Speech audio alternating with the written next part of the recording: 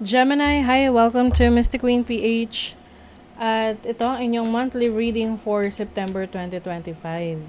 If you're interested in private readings, meron tayong 50% discount sa mga tarot reading services hanggang August 31. Ayan, so this is the best time na magpa-private reading kayo kasi kalahati lang ang inyong babayaran. Ayan, and also please like, share this video. Comment na rin kayo kung kayo ay naka-resonate. And paalala lang, ang reading na to ay general reading. So, maaari kayong makarelate, maaring hindi. Just take what resonates. Gemini, you have the sea urchin. Meron kang pinoproteksyonan. Oo, or you are protecting your energies ngayong September, or ito ay isang suggestion sa'yo na kailangan mong i-protect yung energies mo because maaring meron mga bad vibes sa paligid mo. Oo. You also have wave. Wave is about connection sa sarili mo. I think mas nagiging self-conscious ka about who you are, no? Yung kung paano ka makaharap sa ibang tao, and also yung tungkol sa sarili mo. Maaring iba sa inyo nagkakaroon ng spiritual awakening. Mas kinikilala nyo ang inyong sarili. You have the spider. Spider is about yung tiwala mo sa sarili mo.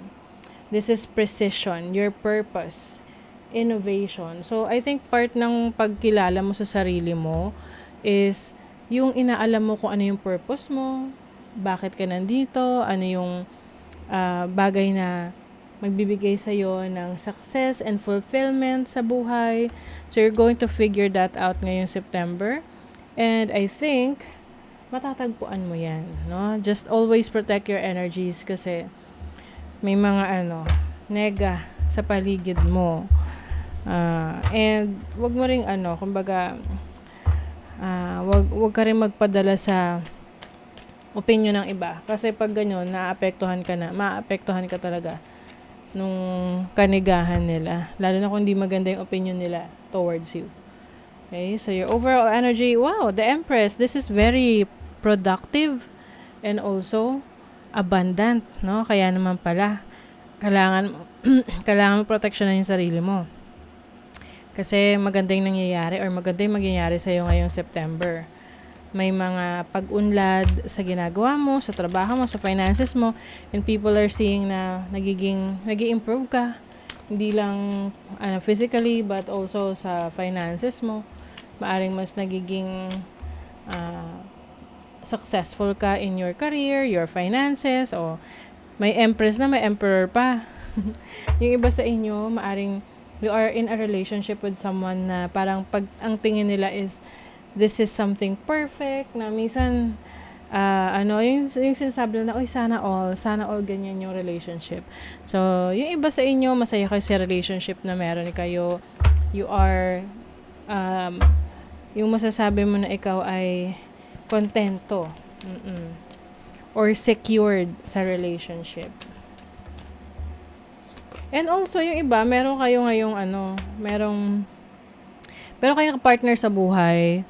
Can be romantic, pwedeng sa family or friendship na talagang full support sa inyo. Also, mas nagiging maingat ka rin ngayon. Before ka maniwala sa sinasabi ng iba, ini-evaluate mo muna yung sarili mo. If you are really like that kind of person. And also, mas productive ka, marami kang magagawa, marami kang ma-accomplish, ma-achieve, mga goals mo ngayong September. Mas pipiliin mo rin na magkaroon ng katahimikan ng isip, like doing some meditation, yoga, or any activity na mas makakalma mo yung iyong isip. That is very important sa'yo ngayon. And then, your challenge is, 8 of Cups. Ang challenge mo is umalis sa isang sitwasyon na hindi ka na masaya or hindi na aligned sa mga gusto mo.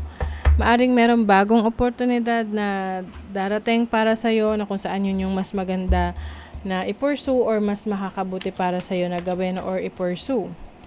Pero may kailangan kang iwanan or alisan na sitwasyon para makuha mo yon. You have the sun. The sun is your confidence. Tiwala mo sa sarili mo. This is also your energy. Yung life force mo. So, as a challenge, maaring may mga pagkakataon na yung nagda-doubt ka sa sarili mong kakayanan. Kasi kapag nag-doubt ka na sa kakayanan mo, lagi mo nang i-rethink or lagi mo nang i-question yung mga ginagawa mo, kung totoo ba yun, tama ba yun, di ba? Wala manindigan ka sa sarili mo na, ito yung gusto mo, ito yung ginagawa mo, and you just have to trust yourself na kaya mo.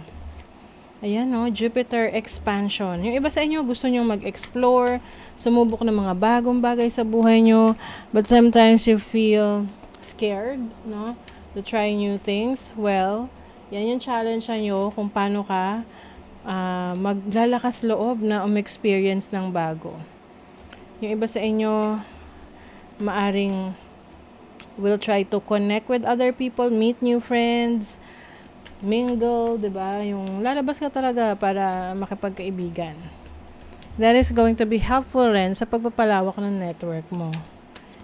And then, your opportunity, the Two of Pentacles, and the Ace of Cups. Also an opportunity, merong magandang offer sa trabaho or career or business na kino-consider mo na, let's say, pagsabayin kasi parehong maganda yung offer na yan. So, you might be, trying to work as an employee and at the same time, magbe-business ka on the side or sa ang tawag doon yung trabaho is, self-employed. Wala kang boss.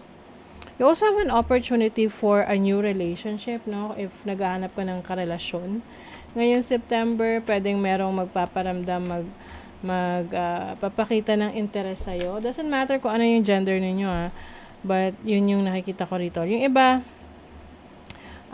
this can be someone na foreigner or meron silang mix, Pwedeng, basta mix yung kanilang galing sila sa ibang culture.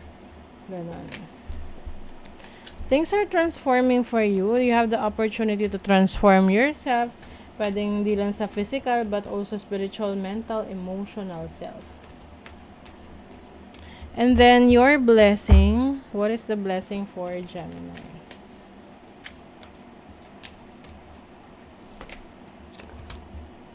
The blessing is, pagdating sa desisyon, kahit na matagalan ka sa pagdedesisyon, at least, the best possible decision yung mapipili mo. Yung iba, may kinalaman tong blessing na to sa pera. Yung hinihintay nyo yung pera na matagal nyo na hinihintay, darating na. Pwedeng loan, pwedeng back pay, or may magbabayad sa'yo. Yan. It's coming. You also have shine. So, you're going to shine. Maaring magiging center of attention ka ngayong September sa grupo ninyo or sa community ninyo. You also have grounding. Syempre, kapag nakaka-experience ka na ng fame, nagiging sikat ka na. O yan, keep your feet on the ground, kumbaga. Stay grounded. Yes, you are so empowered. Malakas ang iyong kalooban, ang loob mo to pursue whatever you want. Also have acceptance ng mga bagay na hindi mo kontrolado. And yung iba sa inyo, merong malikot na isip. Ibig sabihin, may mga ideas kayo ngayon na maaring magbibigay ng blessing sa inyo. Can be anything. Pwedeng creative idea, business idea, na magbubukas ng oportunidad para sa'yo. Diba? You are really networking. Nagpapalawak ka ng connections mo. Alam nyo, kung isang tao ay merong magandang intention sa inyo, mararamdaman nyo agad yun. Lalo na kung ito ay romantic connection. Yes. And also, meron ka mga pinagpaplanuhang gawing actions ngayon or yung parang isa katuparan yung mga pangarap mo or yung mga goals mo. Make sure na you do it in silence. So, kumbaga tahimik ka lang na ina-accomplish yun. Kapag tapos na, okay na, successful na, din saka mo siya is- isigaw sa mundo. You can make it through. Your higher self is always guiding you. What wisdom does your higher self have for you? Yes. So you are divinely guided. Kaya pagdating sa decision making, you know what's best for you. Okay? So that is your reading, Gemini. Thank you so much. See you again.